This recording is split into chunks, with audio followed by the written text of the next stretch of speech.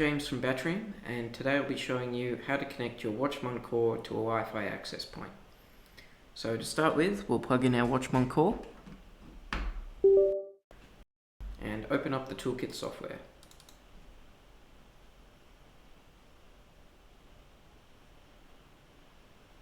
We can see that data's come through. We're communicating with the WatchMon. We'll head to Menu and then Tools and then Join Wi-Fi Access Point.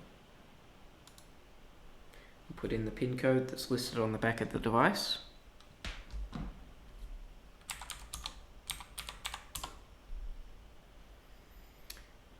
Alrighty, and we are presented with a list of networks after it's done scanning.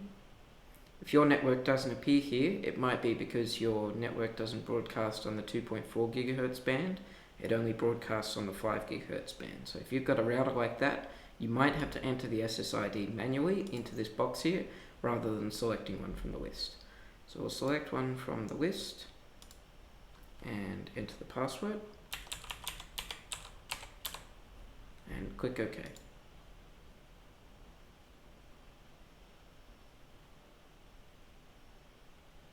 Sometimes this takes a couple goes, but once it's in there, it's stored for good, so should be able to connect quickly. You can see we've made a connection, and in a second we've been issued an IP address. So we can close this tool, go back to the connection selector,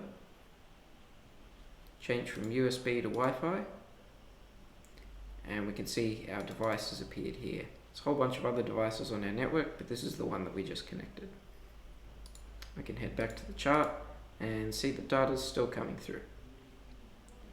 So that's how you untether your WatchMon from USB. It's generally not recommended to keep it connected over USB all the time.